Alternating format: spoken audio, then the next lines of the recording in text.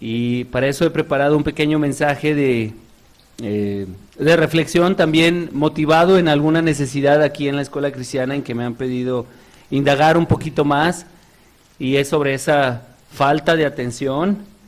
Obviamente por lo académico es importante en la Escuela Cristiana, pero queremos también compartir algo de eso con todos los hermanos.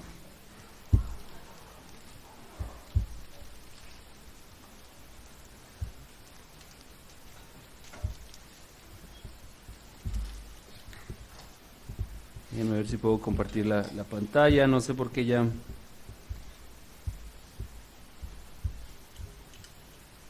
Pero no es ese, ¿no? Este.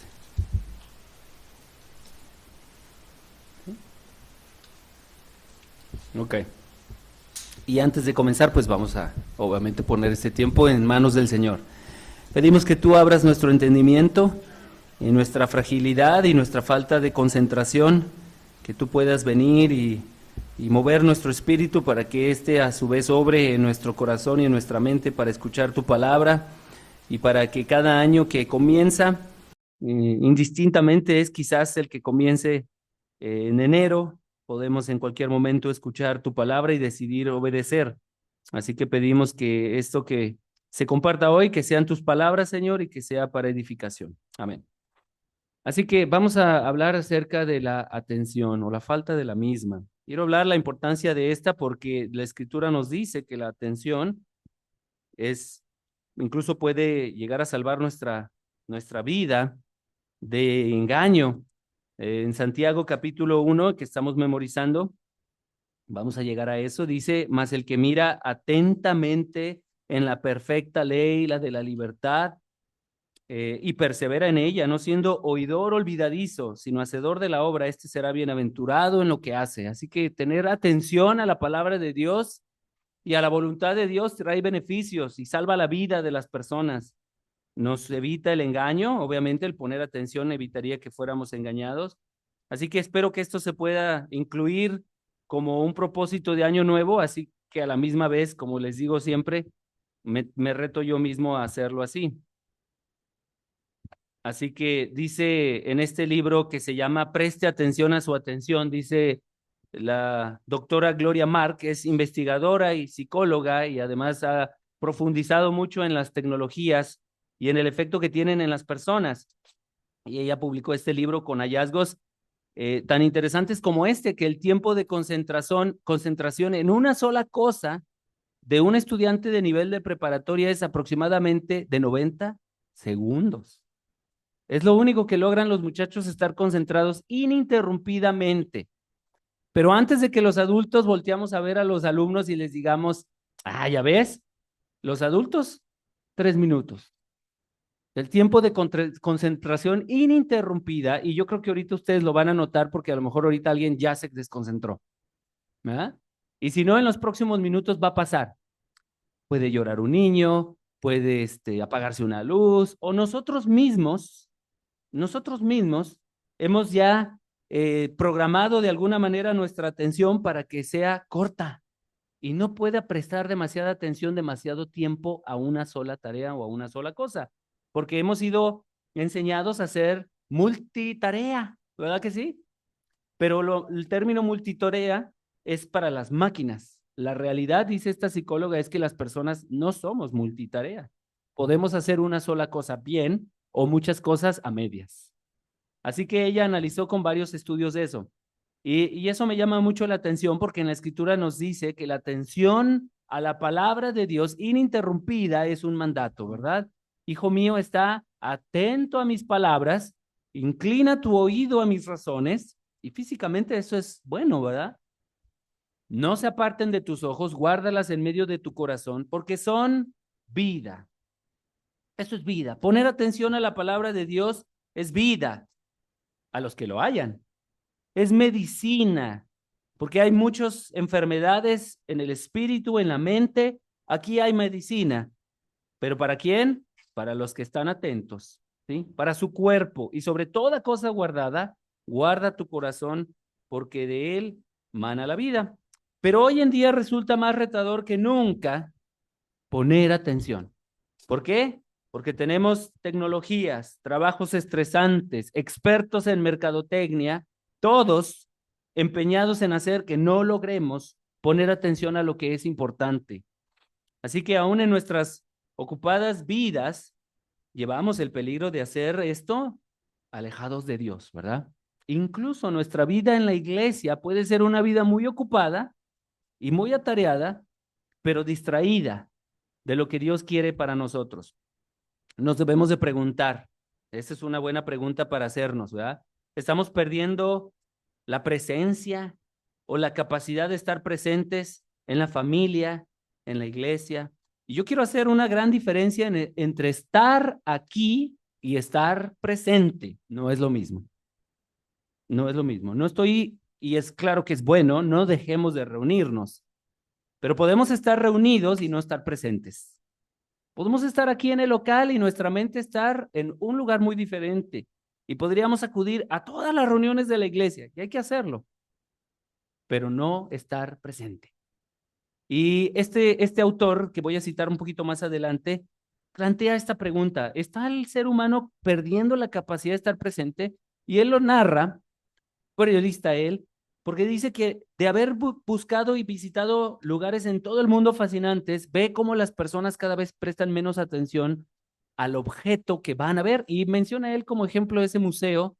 Ustedes conocen, no sé si en presencia, yo no, obviamente, el museo ese Louvre, en donde está supuestamente una obra de arte muy aclamada, ¿verdad? La Mona Lisa, o la Gioconda le dicen. Y dice él que el museo ha tenido que diseñarlo de tal manera porque las personas no realmente van a ver la Mona Lisa, van a tomarse una selfie frente a ella. ¿Sí? Así que viajan de todas partes del mundo y tardan horas en entrar a ese museo y gastan una fortuna. Y cuando finalmente lo logran, tienen unos minutos solamente para apreciar la obra, pero no hace eso la gente. La gente le da la espalda. Es lo que dice este periodista. Apenas entran, dan la espalda a la obra y se toman una selfie. Y se pregunta este autor: ¿estamos perdiendo la capacidad de estar presentes y entender a lo que venimos? Y este autor que estoy citando es secular, y nosotros podemos correr el riesgo de venir y en lugar de estar presentes a lo que es valioso, estar pensando en selfies, en nosotros mismos o en otra cosa, ¿verdad? Que es importante para nosotros. Menciona de personas que han ido hasta Islandia y que en lugar de disfrutar los paisajes y las cosas, solo se la pasan tomándose fotos para verse a sí mismos. Y pregunta, ¿verdad? Y preguntaría yo: ¿podríamos perder la capacidad de estar presentes realmente ahí, realmente entendiendo, realmente compenetrados en lo que estamos haciendo, no solo en esta reunión, sino en cada reunión? Así que, pues yo no apoyo la fascinación al arte, ¿verdad? Todas las cosas van a ser desechas, pero sí creo que uno puede estar en un lugar y perderse absolutamente de estar ahí y de lo que se viene a hacer. Así que, este, relata este mismo autor como en algunos museos, y ahorita voy a conectar esta idea aparte. En algunos museos está el museo y están todas las cosas que hay en el museo interesantes para ver, pero a cada persona le dan una tablet, le dan un iPad, y en el iPad ven lo mismo que está en el cuarto, pero el iPad lo único que hace es que trae una narración, ya no hay una persona, ¿verdad? Y que él decía: me desesperaba ver que todas las personas, yo volteaba a mi alrededor y todas las personas estaban viendo su dispositivo y decían: ah, mira, esto es lo que está en la habitación, pero no volteaban a ver la habitación. Estaban fascinados con la tecnología que les enseñaba, pero se estaban perdiendo de la obra que estaba ahí. Y contentos ellos podrían salir sin siquiera haber visto con sus propios ojos nada. ¿Sí? Así que es la tecnología que trae cosas buenas, pero que también trae distractores tremendos para nosotros y nuestros hijos que están afectando también las iglesias. Así como en un museo que pierde la presencia de las personas y ellos lo sustituyen por tecnología. Mejor ejemplo no podríamos tener más que este que se narra en Hechos capítulo 20, mejor ejemplo no podemos tener del peligro que es no poner atención, de estar en las cosas de Dios, pero no estando presentes en ellas. Y dice Dios, porque Dios lo permite en este pasaje en Hechos 20, capítulo 7 y versículo 12, y por favor abran, si gustan ahí, sus Biblias.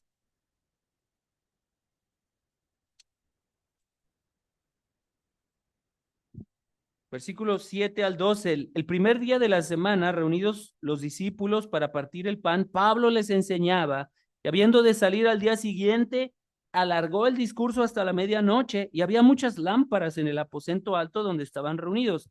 Y un joven llamado, ayúdenme, estoy igual que Cruz, ¿es Eutico o Eutico? Eutico, ¿verdad?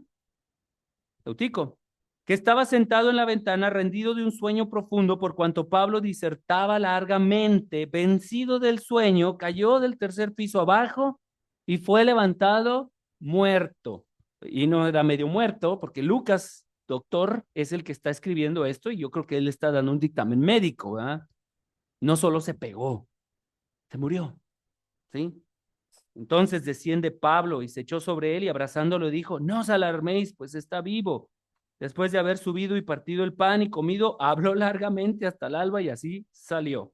Y llevaron al joven vivo y fueron grandemente consolados. ¿Por qué Dios incluiría esta historia aquí? ¿Sí? ¿Qué relevancia tiene este pequeño apartado entre toda la gran obra de la iglesia, primera iglesia floreciente, batallando, sufriendo, pero victoriosa?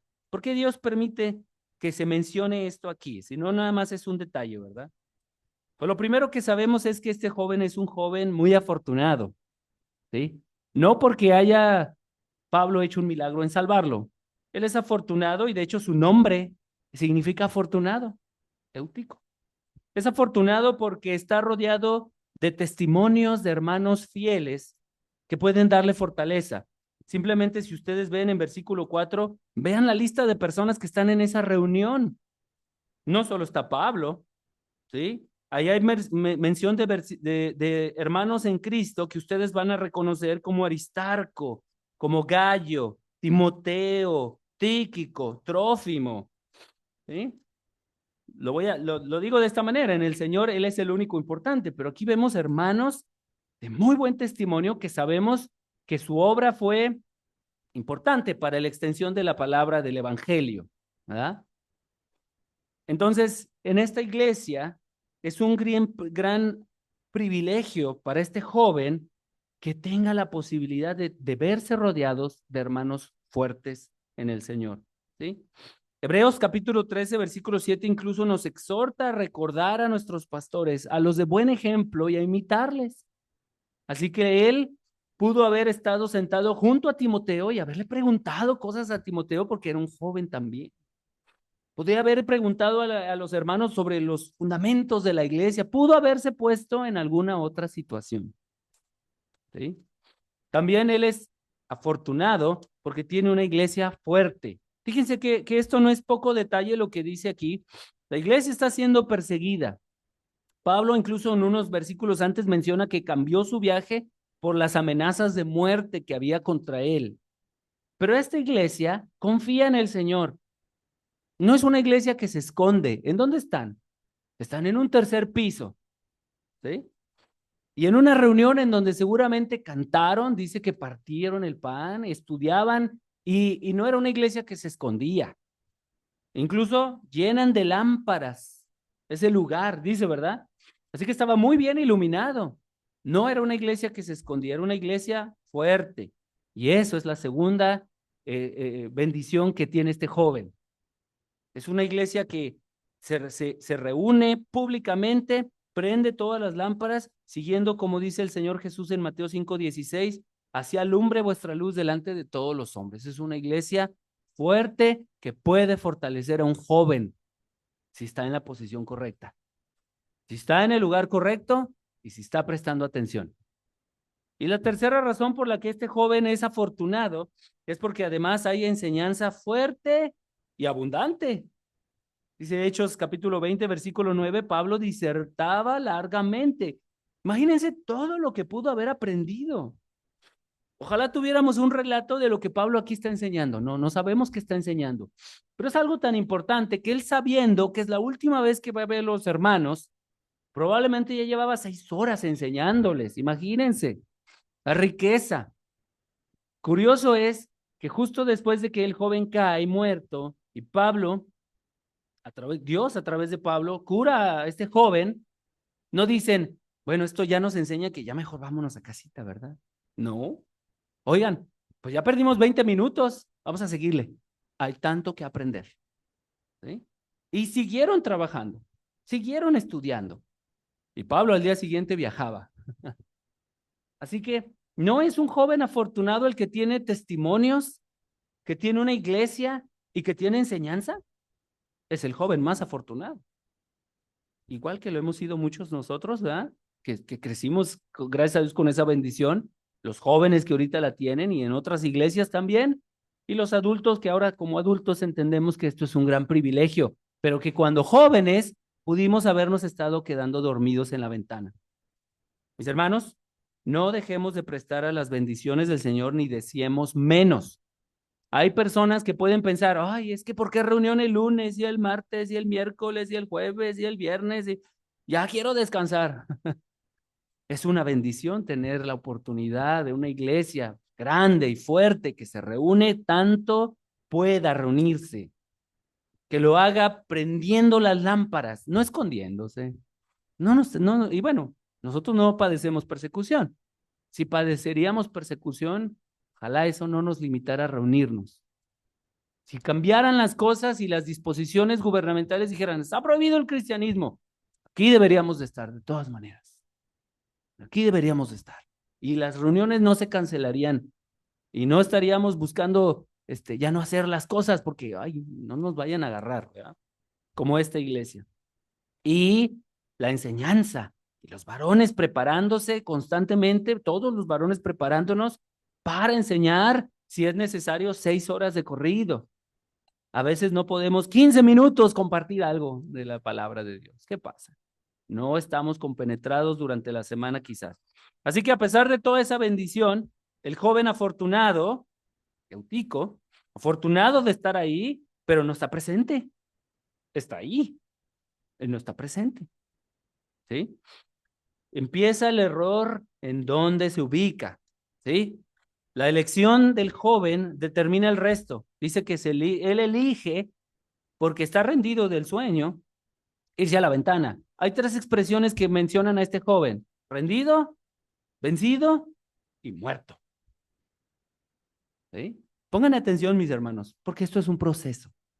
La Biblia en el griego original nos narra que Eutico pudo haber luchado un poquito contra este sueño. No nos dice que simplemente él voluntariamente dijo, me voy a ir a dormir. Luchó contra lo que estaba pasándole. Primero estaba rendido, arrastraba los pies, ¿verdad? Parpadeaba de más. No sé, a lo mejor se echaba aire o se echaba agua, no sé. ¿Sí? Miraba de un lado a otro porque estaba rendido. Y luego vencido, que el griego dice llevado hacia abajo. ¿Sí?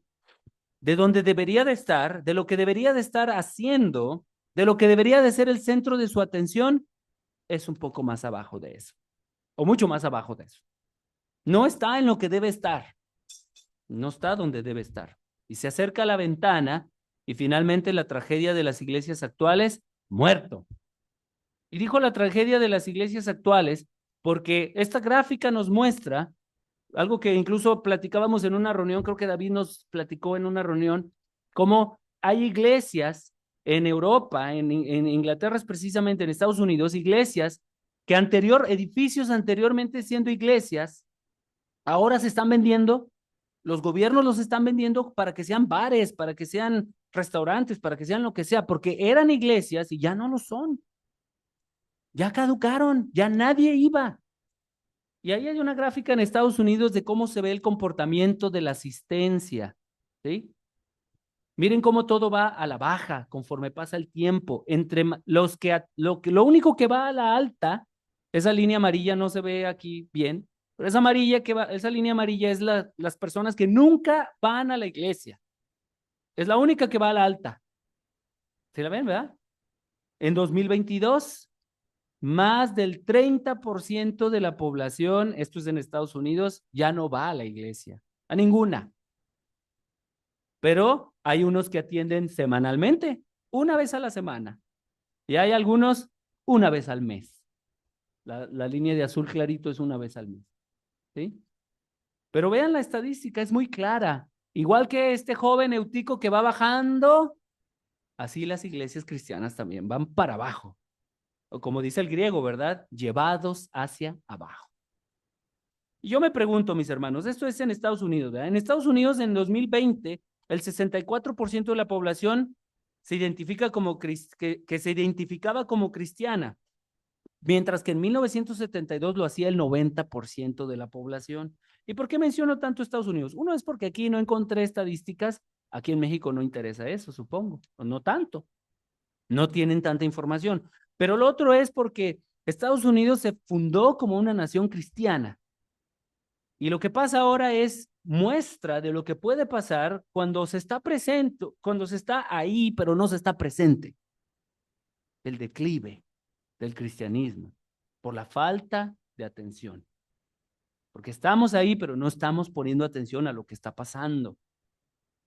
Así que, mis hermanos, pues la juventud cristiana está en ataque, ¿sí? Más y más jóvenes eligen estar, en vez de estar presentes, eligen estarse acercando a las puertas o a las ventanas, ¿sí? Como les digo, este texto nos hace pensar que Eutico luchó contra esa situación de sueño, pero fue tomando malas decisiones. Yo me pregunto, ¿los padres de Eutico no estarían presentes en la reunión? ¿Estarían o no estarían sus papás presentes? Si yo tengo un hijo adolescente y no está sentado conmigo en la iglesia, que siempre hemos dicho, ¿verdad? Los jóvenes deben sentarse con sus papás. Es un testimonio. Pues si yo tengo a mi hijo y no está presente, ¿acaso no me preocupo para ver dónde está en la reunión? ¿Qué está haciendo mi hijo en la reunión? ¿No me preocupo? ¿No es importante? ¿O no es importante porque aquí no estamos en un tercer piso? Espiritualmente, la caída es mucho más dolorosa y la tragedia es peor, la caída espiritual. Mi primera pregunta entonces es, al ver este pasaje, yo creo que Dios lo puso aquí para que nos preguntáramos los padres que tenemos que cerciorarnos que nuestros hijos estén presentes en las reuniones. Y si no están presentes, deberíamos de hacer algo al respecto. No quedarnos de brazos cruzados como si no pasara nada. ¿No ven los papás el sueño de nuestros hijos? ¿El declive no lo vemos? ¿No sabemos qué es lo que está pasando en sus vidas para ver cuando un joven empieza a parpadear de más en la iglesia? ¿No nos acercaremos a involucrarnos? Ahorita ya se hizo la invitación el viernes. Todos los papás de los euticos presentes, los esperamos. Y digo euticos porque son jóvenes afortunados, son jóvenes privilegiados, todos los que están aquí, y yo me incluyo. Ya no como joven, pero sí fui privilegiado y soy. Y ustedes también, mis hermanos. Y hemos avisado a otras 4 iglesias para que busquen jóvenes afortunados para que no se vayan a la ventana. Y los primeros que deben de poner atención en dónde está sentado mi hijo son los papás. Son los primeros interesados en saber y cerciorarme que mi Eutico, joven afortunado, no se acerque a las ventanas. Debe estar conmigo. Y debemos de estar disfrutando de esos testimonios y de esa fortaleza y de esa enseñanza. Y si eso no sucede, hay que intervenir, hay que hacer lo propio. Pero también puedo preguntarme qué pasa con los hermanos y los amigos de Eutico. ¿No lo ven en la ventana durmiéndose? ¿No avisan un peligro? La primera responsabilidad bíblicamente, ustedes están de acuerdo conmigo, son los padres. Pero mis hermanos, estamos en un cuerpo. ¿Por qué nos detenemos? ¿Por qué no un joven, un amigo de Eutico, no llegó, lo vio en la ventana y le dijo, oye, no, espérame, vete para acá, eso no está bien, te vas a caer?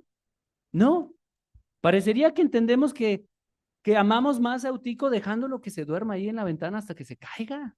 No queremos decir nada. Sabemos que hay cosas que ponen en peligro, Y creemos que ser buen amigo es ofrecerle amistad y no decir nada. Eso no es bíblico. Fieles son las heridas del que ama. Pero inoportunos los besos, el que no interviene cuando hay que intervenir. Y además, también puedo extenderlo a toda la iglesia, a todos los hermanos, los mayores. ¿Nadie vio a Utico en la ventana?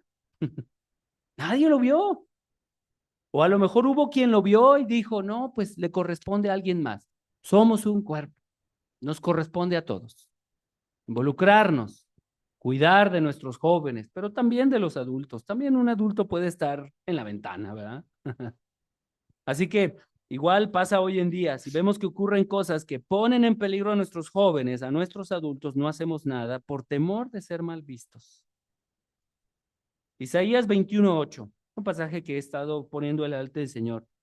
Ustedes recuerdan que en el pasaje en Ezequiel habla del atalaya y menciona como si el atalaya que ve el peligro y no dice nada, la sangre será sobre él, ¿verdad que sí? La sangre será sobre él. Y en Isaías capítulo 21, versículo 8, dice ahí el profeta, Señor, yo he estado todo el tiempo en mi puesto de observación y me la he pasado vigilando. Yo quiero ser así también.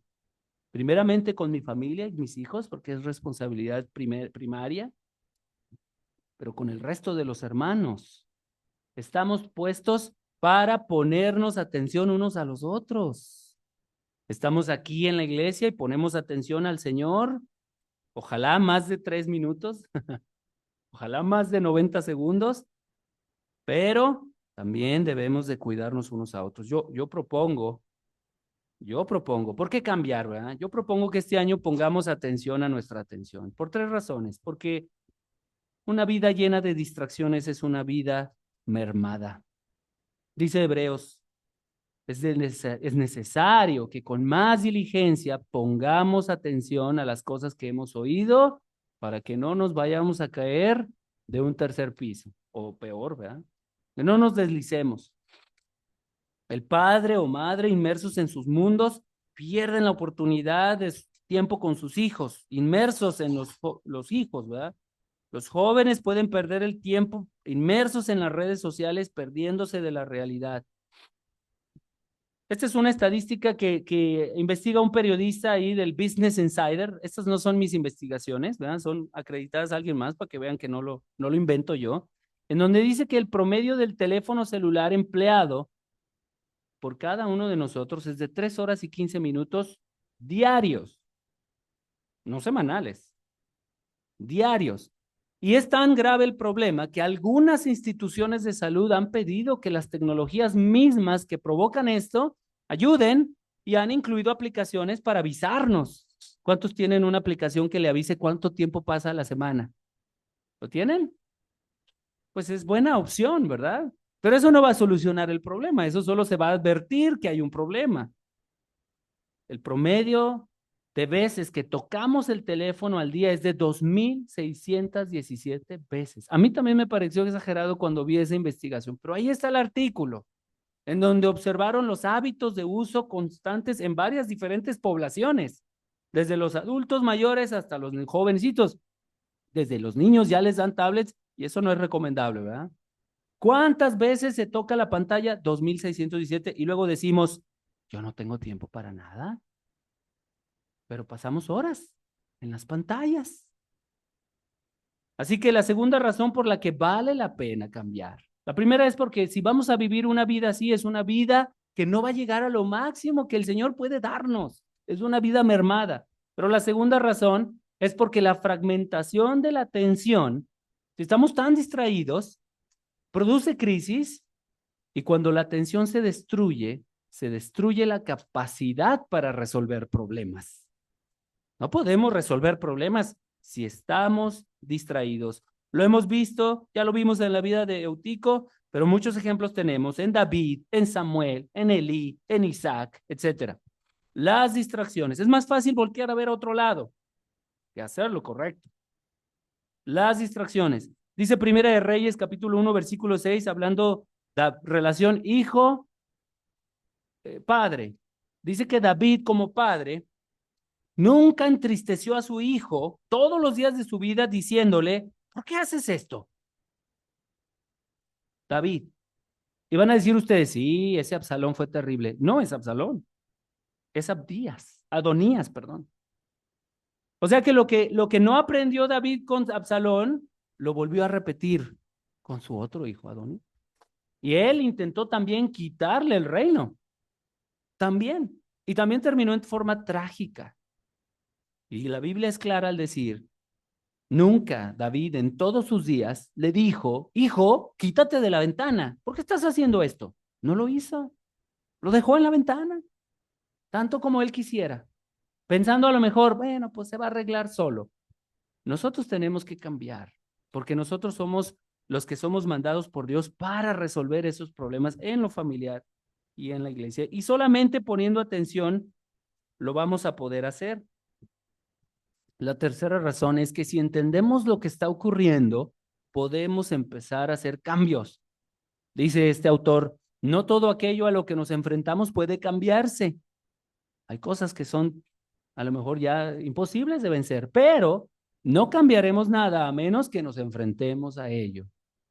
¿Sí? Así que inevitablemente hablar de nuestra mejora de atención y disminución de distracciones, debemos de llegar al mayor distractor de la actualidad, que es, ¿cuál es el mayor distractor de la actualidad? El smartphone. ¿Sí lo saben? No me dejen solos. Dice 2 Timoteo 4:2, que prediques la palabra, que instes a tiempo y fuera de tiempo, redarguyo, reprende, exhorta con toda paciencia y doctrina. Eso solo se puede hacer si en lugar de estar inmersos en nuestro propio mundo, nuestros propios deseos, o peor aún, cosas tan triviales y sin valor como las redes sociales, las aplicaciones, etcétera. Esto requiere atención y esto es un mandato para todos. El mayor distractor, ¿por qué? Y no lo digo yo, porque actualmente la mayor causa de accidentes automovilísticos ya no son las borracheras, son las distracciones. ¿Sí? Esta es la cifra de la Secretaría de Comunicaciones y Transportes. 71% de los accidentes de 2022 es por distracción del celular, del distractor del conductor por uso de celular. Estamos hablando de 377,231 siniestros, más de 1,000 siniestros diarios por el celular. Y van a decir ustedes, bueno, pero pues, eso a lo mejor no corresponde aquí. Yo creo que hay conexión, mis hermanos, y ahorita van a ver en qué hay la conexión. Quiero hablar, y a partir de aquí brevemente quiero compartir las conclusiones de estas investigaciones de universidades y laboratorios de lo dañino que es un celular, o puede ser un celular, ¿sí? Que quita la atención, en daños en estas 4 áreas por lo menos. Y lo leo todo esto porque la intención es abrir los ojos al daño que pueden recibir los jóvenes y los adultos, vamos a decirlo así, ventanas en las que pueden estarse recargando nuestros jóvenes o nosotros mismos. Nosotros no somos diferentes, también podemos luchar contra esto. Y también quiero resaltar que todo lo que aparezca aquí no es crítica de mía, es que el mundo es más sagaz a veces que los hijos de luz. Y los hijos del mundo se están dando cuenta, quizás sin poder hacer nada porque no tienen al Espíritu Santo, pero se están dando cuenta que les va a hacer mucho daño. La línea a la que están llevando los va a terminar destruyendo. Entonces, un autor llamado Johann Hari, y si alguien quiere escuchar de él y saber un poco más, le puedo pasar todos los artículos leídos, pero él indaga entre médicos, psicólogos, neurólogos, etcétera, etcétera, el daño que hace el uso de pantallas de manera que lo estamos haciendo ahorita. Ya vieron el promedio, ¿verdad? 3 horas diarias. Es el promedio. Comenzando con jóvenes y adultos que utilizan las pantallas, van a tener la afectación en su capacidad de concentrarse. Acuérdense de Eutico, ¿verdad? Y Eutico no se podía concentrar porque estaba cansado. Pero imagínense a los jóvenes distraídos con tantas cosas en las pantallas que pueden estar viendo y haciendo. Afectación por la exposición excesiva de contenidos diversos, es lo primero que narra este autor. Y aquí hay unas citas, fíjense, este doctor Michael Posner en la Universidad de Oregon reveló en un estudio que si alguien está concentrado en algo Y ya vimos que el tiempo de concentración es de 9 minutos. ¿Verdad? No, ¿qué dije? 90 segundos. 3 minutos, ¿verdad? Sí. Que si alguien, mire, ya me extraje. Si alguien está concentrado en algo y lo interrumpen, como media tardará 23 minutos para volver al mismo estado de concentración. La palabra de Dios es un libro que requiere mucha concentración. ¿No es cierto, hermanos varones y hermanas? Cuando nos hemos dedicado a querer estudiar y queremos profundizar algo en un tema, si estamos inmersos en eso y suena el timbre o suena el smartphone, porque lo tenemos ahí, que es un error hacerlo así, ¿verdad? Es un error estudiar la escritura con el smartphone a un lado. Entonces vamos a tardar 23 minutos en volver a llegar al mismo estado de concentración. ¿Qué es lo que pasa? Que no llegamos a esa concentración plena que la escritura necesita para que podamos discernirla, escudriñarla y luego compartirlo. Cada vez más y más los estudios se van haciendo superficiales. No se profundiza en la simbología, no se profundiza en tantas cosas que podrían sacarse. Es algo superficial porque no nos concentramos. ¿Sí?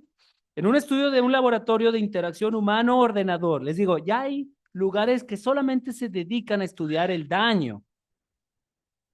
No pueden revertirlo más que decir a la gente, tengan cuidado. Y dice ahí que un alumno que recibe mensajes mientras estudia tiene un desempeño de un 20 a un 30% debajo de quienes no reciben mensajes mientras estudian. ¿Tiene lógica? ¿Tiene lógica? Y nosotros le vamos a decir a los papás en el PEP, ¿verdad? No permitan que él haga lecas con un smartphone a un lado. ¿Quieren que haga bien el trabajo o quieren que esté recibiendo mensajes? Tiene lógica, pienso yo, ¿verdad? Pero nosotros como cristianos, si nos dedicamos a estudiar la palabra, pues es bueno que tengamos dominio sobre las pantallas y no las pantallas dominio sobre nosotros, como lo dice Pablo, ¿verdad? Todo es lícito, pero yo no me voy a dejar dominar por nada, nada que no convenga. Y aquí estamos viendo una afectación clara. Explican en un instituto médico que nuestro cerebro, la parte de enfrente, la corteza prefrontal, que se ve ahí, ¿sí? Que por cierto es la última parte que desarrolla en los jóvenes, tarda hasta los 25 o 30 años en desarrollarse completamente esa parte del cerebro. Así que hay muchos aquí que todavía no la tienen plenamente desarrollada. Bueno, esa parte es la responsable de las habilidades como planificar, establecer prioridades y tomar buenas decisiones. Por eso muchos jóvenes no toman buenas decisiones, ¿verdad? No la piensan tanto y nosotros les decimos, piénsalo bien. Bueno, nosotros viejitos ya tenemos esa parte plenamente desarrollada y ellos no. Les debemos ayudar. No les debemos dejar solos. Como una vez escuché un papá, pues yo le dejé que tomara sus decisiones. Pues no es buena idea eso, porque se va a ir a la ventana y se va a caer. El padre cristiano que está poniendo atención ayuda a su hijo en lo que desarrolla esa corteza prefrontal, a ver las decisiones no desde el punto de vista de lo que yo quiero, sino de lo que Dios quiere. Y se explica, este profesor de neurología, que esta parte del cerebro tiene también la función de detener y descartar lo que no nos sirve. Pero estamos tan absortos con tanta inundación de mensajes en las pantallas, ¿sí?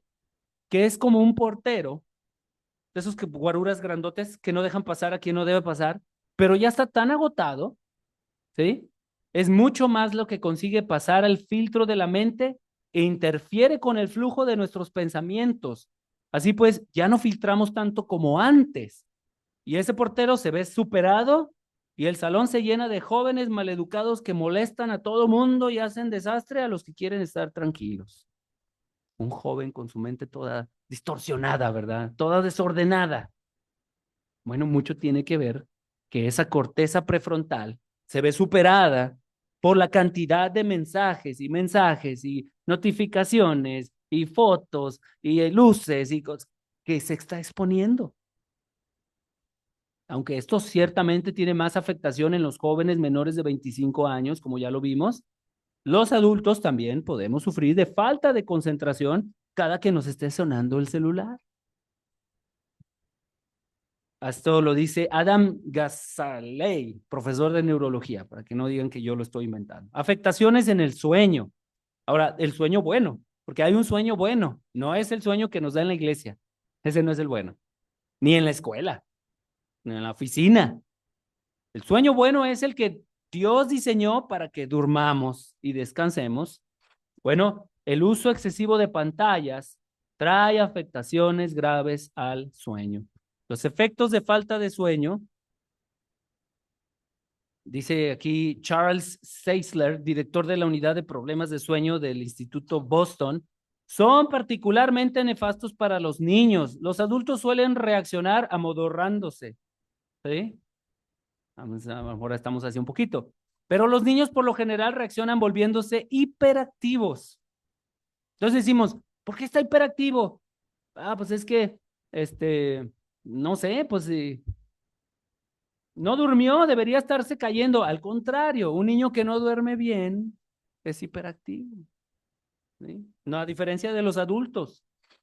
Entonces, dice este doctor, según él, los privamos de sueño de manera crónica, es decir, si esto sigue sucediendo y sigue sucediendo, si permitimos que nuestros hijos se desvelen, y peor aún, ¿verdad? Si lo hacen por estar en las pantallas, no va a ser ninguna sorpresa que muestren todos los síntomas de la deficiencia de sueño, siendo el primero y principal de ellos la incapacidad de prestar atención.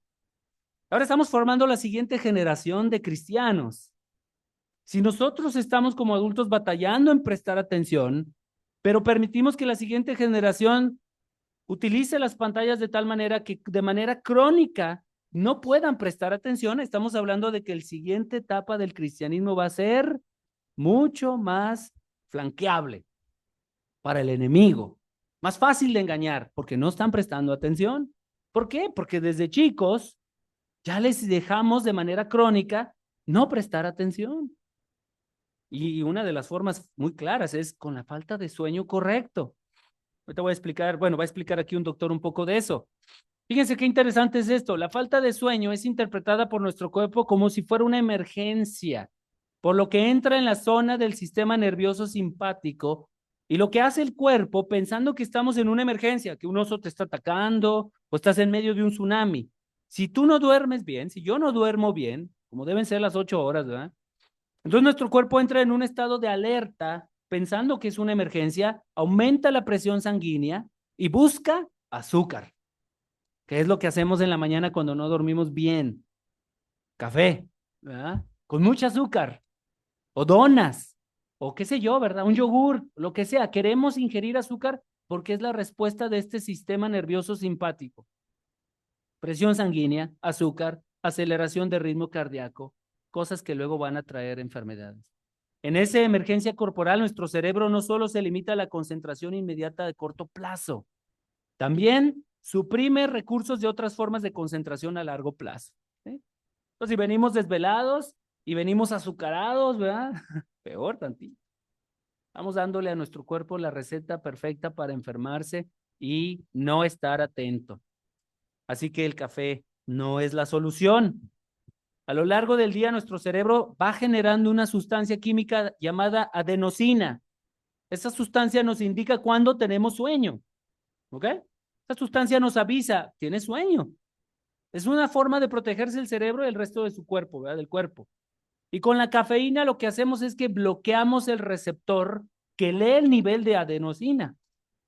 Tenemos sueño y vamos por el cafeíno y démelo triple, ¿verdad? Bien cargado. Y lo que estamos haciendo es suprimiendo ese mensaje de que tenemos sueño. No realmente es que nos estamos quitando el sueño. No realmente nos está ayudando de ninguna manera. Y dice este doctor, es como si colocaras un post-it, una notita, sobre el indicador de gasolina del coche. No te está dando más energía, no te está dando gasolina. Lo que se hace es no darte cuenta de lo vacío que estás. ¿Ok? Y cuando la cafeína se va, ¿qué pasa? Te sientes el doble de cansado. Y todo esto, ustedes, yo no quiero divagar mucho, pero quiero que vean cómo las cosas todas se van conectando. Y si tenemos unos jóvenes que se están acostumbrando a esas pantallas y a esa cafeína y vienen a la iglesia a cafeinados y azucarados y demás, pues simplemente hablo de que la siguiente generación de cristianos va a padecer. Lo hace el mundo al entender que sus jóvenes ya no van a tener la capacidad mental para desarrollar trabajos. Pero a nosotros eso no nos interesa tanto como el que la palabra de Dios sea conservada tal cual es, sea llevada a otros y se siga manteniendo aquí una iglesia floreciente, resplandeciente.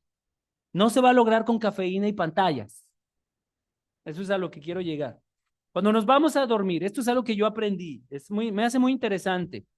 Cuando dormimos, en el cerebro y el cuerpo tiene lugar toda clase de actividades. Nosotros vamos a dormir, pero el cuerpo trabaja. Dios es maravilloso. Y todas esas actividades son necesarias para que seamos capaces de funcionar y de concentrarnos. Una de las cosas que ocurre es que durante el sueño el cerebro se limpia a sí mismo de los residuos que ha acumulado durante el día. Durante el sueño de ondas lentas, los canales cerebrales del líquido espinal se abren más y eliminan del cerebro los residuos metabólicos. O sea, hay suciedad en nuestro cerebro por su día a día y ese líquido viene a limpiar todo. Cada noche cuando nos acostamos, se nos enjuaga el cerebro con un fluido acuoso.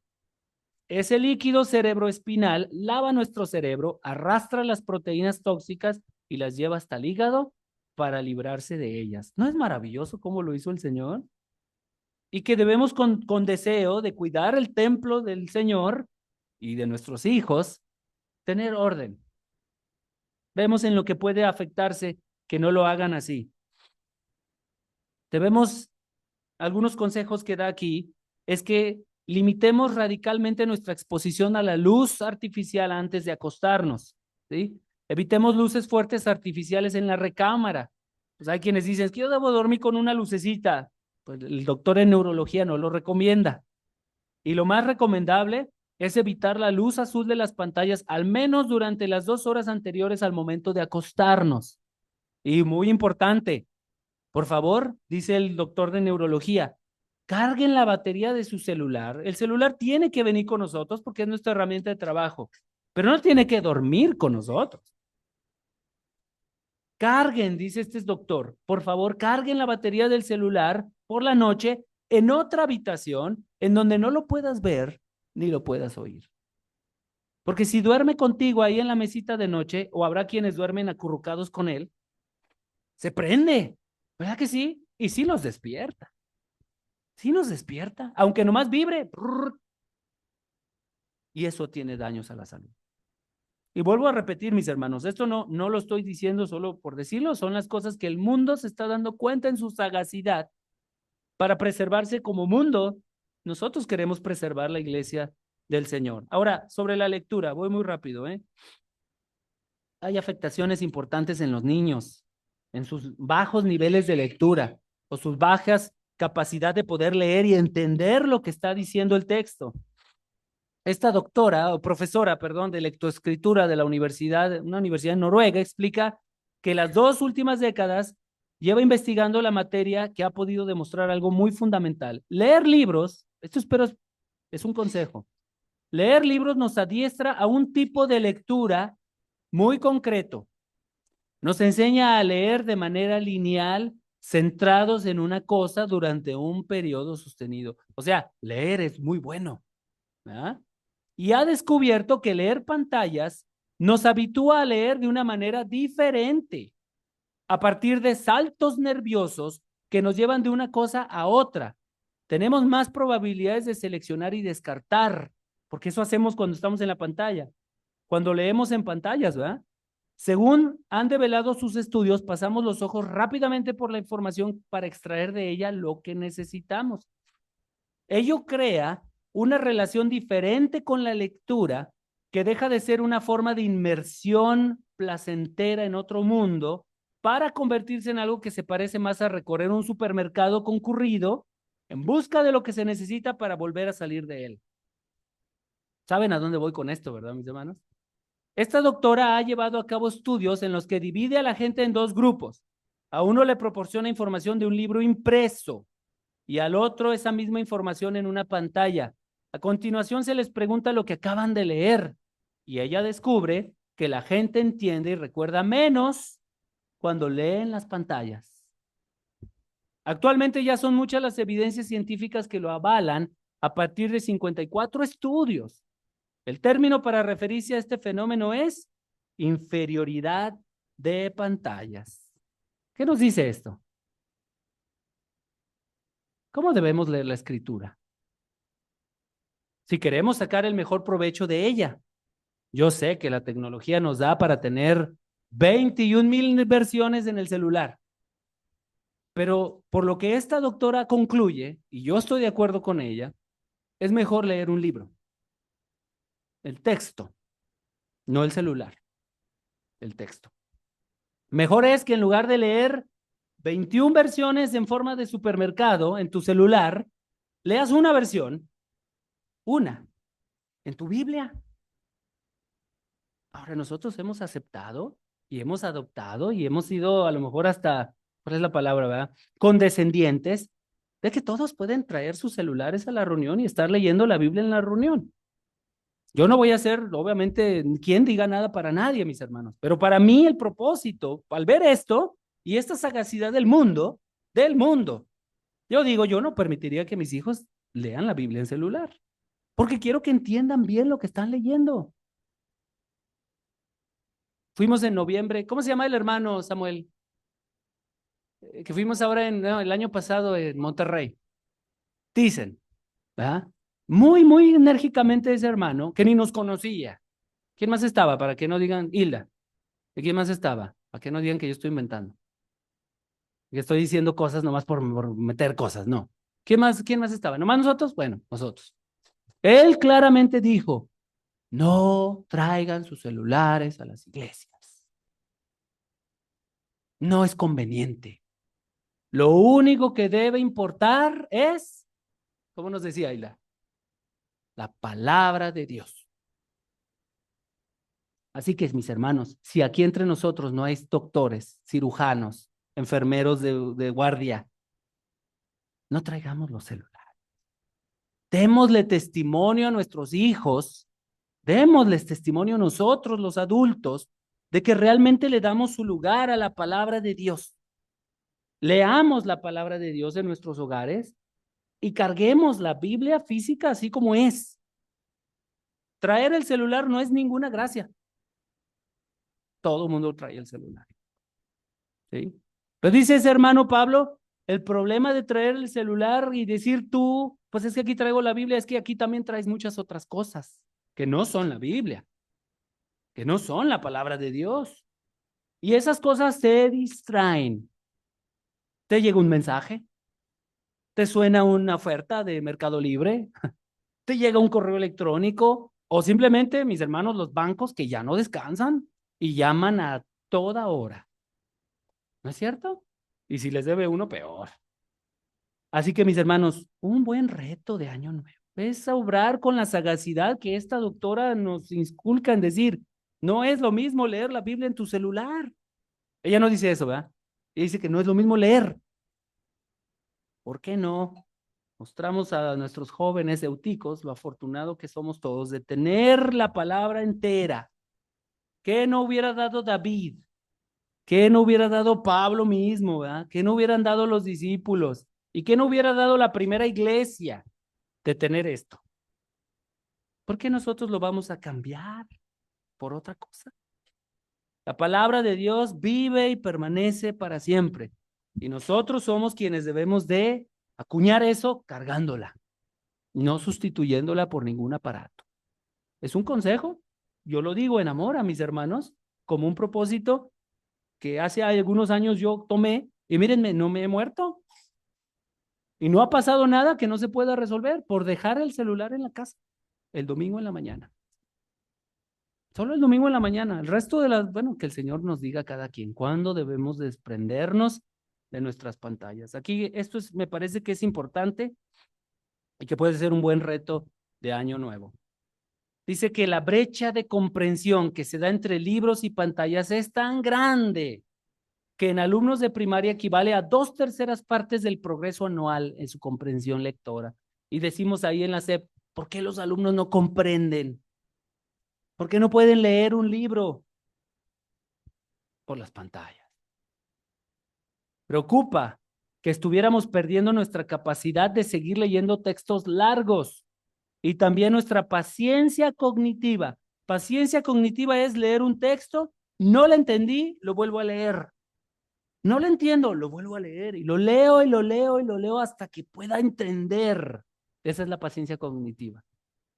Y dice esta doctora, me preocupa que perdemos esa paciencia y la energía y la capacidad de enfrentarnos a textos que sean un reto cognitivo. Llegará el momento en que va a haber textos que nadie los va a querer leer porque no les entiende. Pues cuánto más la palabra de Dios, ¿no? Ahora, por último, la manipulación. Dice este autor que a un mago le salen bien los trucos, no hace conocer, al mago no le hace falta conocer nuestras fortalezas, con que conozca nuestras debilidades.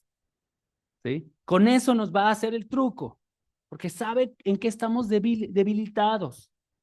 Y hay un truco muy famoso ahí que ellos hacen de barajas, en donde realmente uno piensa que está tomando decisiones y no es cierto. Es el mago el que te está dirigiendo a tomar decisiones en compras y demás, ¿verdad? Acuérdense que detrás de cada pantalla y cada aplicación hay un equipo grandioso de ingenieros de software luchando para que pasemos más tiempo en las pantallas. Las mentes más brillantes no son para la medicina ni nada, son para que nosotros pasemos más tiempo en las pantallas, porque eso se traduce a dinero. Así que si tú dices, no, yo soy muy fuerte, pues nomás te digo que el rival son miles de ingenieros brillantes, mucho más brillantes que nosotros, que están luchando contra nosotros para mantenernos ahí. Conoce nuestra debilidad. Dice este empleado, ex empleado de Google, uno de los que fue pioneros en el diseño de este sitio en internet. Dice, quiero que se imaginen lo que es entrar a una sala de control con un montón de gente, 100 personas, cada uno en su escritorio y frente a una serie de mandos. Y que en esa sala de control modelaran los pensamientos y los sentimientos de 1.000 millones de personas. 100 personas controlando a 1.000 millones en su sentir, en su pensar, en su hablar, en lo que compran, en lo que hacen. Dice, quizás suene a ciencia ficción, pero eso existe hoy mismo y yo lo sé porque yo trabajaba en una de esas salas de control. Me preocupa que estemos haciendo del mundo un lugar más distraído y pasó a explicarse él, la distracción me importa porque lo único que tenemos en la vida es tiempo. Preocupaba que la empresa y otras como ellas estuvieran inadvertidamente destruyendo la capacidad de nuestros hijos de concentrarse. Estamos creando una carrera armamentística que lleva a las empresas a encontrar más razones para robarle el tiempo a la gente, algo que destruye nuestro silencio y nuestra capacidad común de pensar. ¿Sabemos realmente lo que estamos haciéndole a la gente? Esto es lo que escribió este señor Tristan Harris cuando dio su renuncia a Google en un trabajo súper remunerado, en una vida privilegiada y lujosa, pero él, no cristiano, se dio cuenta que estaba haciendo daño con las pantallas. Y él renuncia y narra la razón por la que renuncia y esto es lo que le dijo a los gerentes más altos de Google, que tenía este temor. Otro inventor del scroll infinito. ¿Sí saben qué es el scroll infinito? Los que tenemos muchos años sabemos que antes del internet estaba la información, bajabas la pantalla y llegaba el momento en que se acababa. La pantalla se acababa, no sé si se acuerdan. Se acababa la pantalla y tenías que cambiar de sitio de internet o avanzar a una pantalla lateral. Un inventor llegó a la conclusión que el código podía ser infinito, de tal manera que el usuario, cuando llega al final de la pantalla, rápidamente el sitio carga más información y puede seguirle. Y así es como ahorita tenemos en los ratones ese botoncito en medio y podemos darle y darle y darle. Y nunca llegamos al final de la pantalla. O ustedes en su celular, ustedes y yo podemos estar dándole y dándole y dándole y dándole y dándole y dándole. Y nunca llegamos al final, ¿verdad que no? Pues ese inventor, ¿sí? Asa Raskin, jefe creativo de Firefox, dice que él, como consecuencia directa de su invento, un total de 200,000 tiempos de vida humana, considerando todos los momentos desde nacimiento hasta muerte, se gastan subiendo y bajando por la pantalla. Horas que, de no existir el scroll infinito, la gente se dedicaría a otra actividad. Es decir, la gente antes con el internet antiguo se impacientaba y dejaba la computadora. ¿Verdad que sí? ¿Se acuerdan? No cargaba la página y nos íbamos. O llegábamos al final de la página y ya no queríamos seguir leyendo. Con este invento, hablando de manipulación, se pueden gastar 200,000 vidas humanas y no dejan las pantallas nunca. ¿Ven cómo Satanás ha sido hábil en encontrar exactamente cómo hacerlo para que no dejemos siquiera la pantalla un momento, para que la llevemos incluso al baño con el scroll infinito? Ya se me está acabando la pila. Y yo sé que ustedes dicen qué bueno, porque ya mucho tiempo, perdón. Solo Dios sabe, dice Sean Parker, un inversor de Facebook, solo Dios sabe lo que le estamos haciendo al cerebro de nuestros hijos. Dice Chamath Palihapitiya, no sé, los efectos son tan negativos que a sus propios hijos no les permite usar esa basura, hablando del Facebook. No se diga el Twitter, ¿verdad? Y no se diga el TikTok. Me despierto, dice Tony Fadell, el coinventor del iPhone. Me despierto con sudores fríos de vez en cuando pienso qué hemos traído a este mundo. Fíjense. Y ellos no son cristianos. Y ellos tienen miedo. ¿Y los cristianos? Vamos a navegar por aguas tranquilas con una herramienta que se hizo para destruir el mundo. Cada vez que enviamos un mensaje o actualizamos estado de Facebook, Snapchat, Twitter, etcétera, cada vez que buscamos algo en Google, todo lo que decimos se revisa, se clasifica y se almacena. Estas empresas van creando un perfil de cada uno de nosotros para venderlo. Nosotros somos el producto, hermanos. Por eso las aplicaciones no cuestan. Nosotros somos el producto. Por eso si abres una cuenta en TikTok no te cuesta dinero porque tú eres la mercancía. Y te venden para que más y más ingenieros se dediquen a bombardearte en tu celular y compres todo lo que no necesitas comprar. Y te dediques a eso como no deberías dedicarte. Estas empresas se quieren dirigir específicamente a nosotros. ¿Cuál es? Ya con esto termino. Esto no son mis palabras, son las palabras de este autor Harris. ¿Cuál es el mensaje que absorbemos de las redes sociales? Twitter. En primer lugar, Twitter nos enseña que no deberías concentrarte en nada durante mucho tiempo. El mundo puede y debe entenderse en afirmaciones breves de 280 caracteres. ¿Sí? Nada vale la pena mucho tiempo, es lo que enseña Twitter. Ponle atención un poquito de tiempo y pásale al que sigue.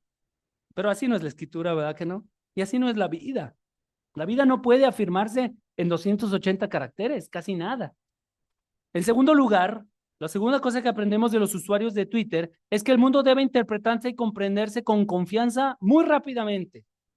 Estoy de acuerdo con esto que acabo de leer, ni lo analizo, ni lo pienso, ni profundizo, y lo hago tendencia o lo comparto, o qué sé yo, ¿verdad? Yo no sé de eso. En tercer lugar, lo que importa más es si la gente coincide inmediatamente y aplaude tus afirmaciones breves, simples y veloces. Y una afirmación exitosa es aquella aplaudida inmediatamente por muchas personas, pero una afirmación no exitosa es la que la gente ignora o condena de inmediato. Pero mis hermanos, la verdad nunca es aplaudida. La verdad no es aplaudida por las personas, ¿verdad?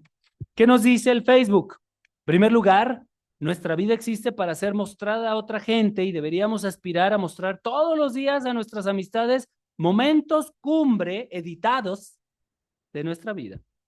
En segundo lugar, lo que aprendemos de Facebook o que permitimos que nuestros euticos que pasan tiempo en Facebook aprendan es que lo que importa es si a la gente le gustan de inmediato tus destacados, editados y cuidadosamente seleccionados momentos de la vida que te la pasas creando, como los de la Mona Lisa, ¿verdad?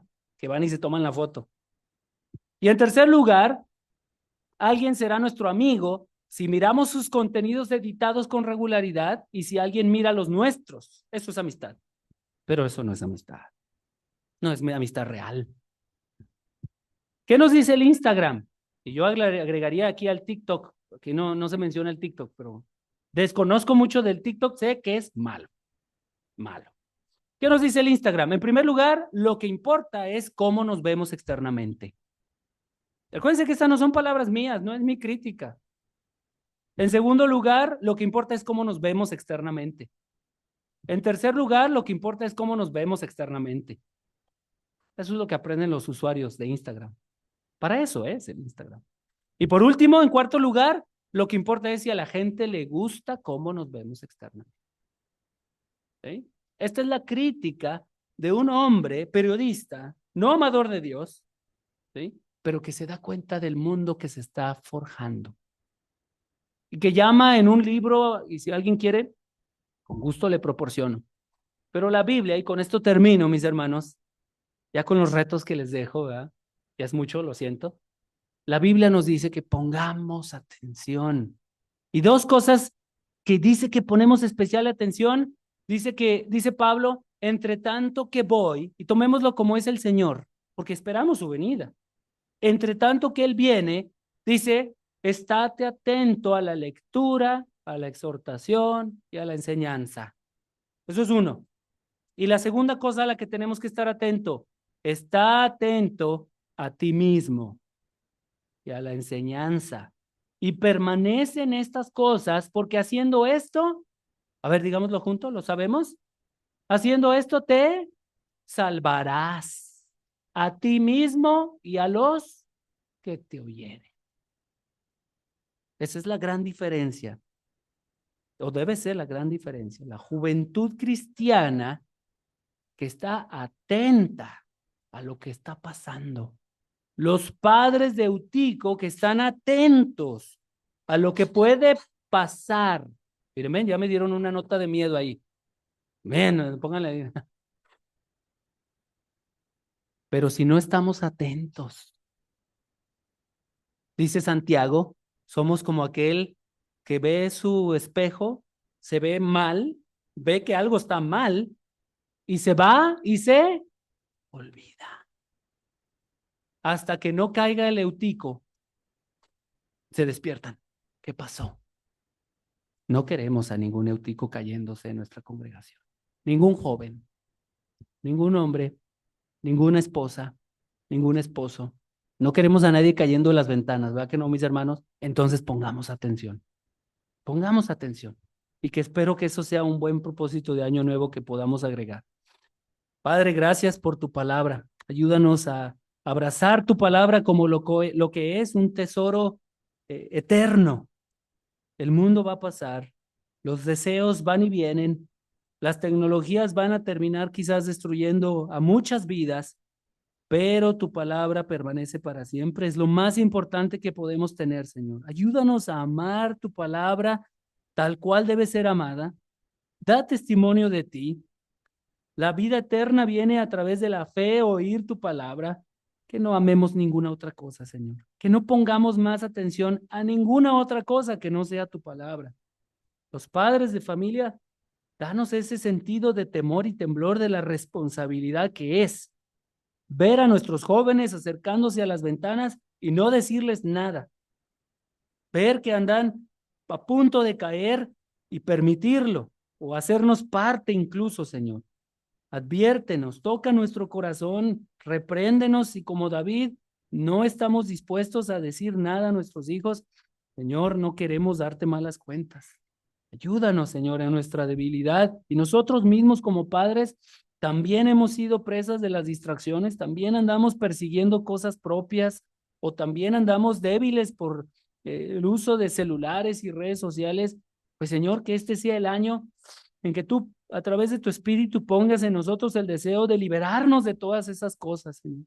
No más padres distraídos, no más padres inmersos en banalidades, Señor, en nosotros mismos, en nuestros deseos, en lo que nosotros como padres somos la responsabilidad de lo que se va a quedar, de quienes se van a quedar en la iglesia, Señor. Así que pedimos que nos pongas en todos esa urgencia de poner atención al peligro que está enfrente de nosotros y resguardarnos a través de tu palabra, poniendo diligencia a las cosas que hemos aprendido para que no nos deslicemos. Amén.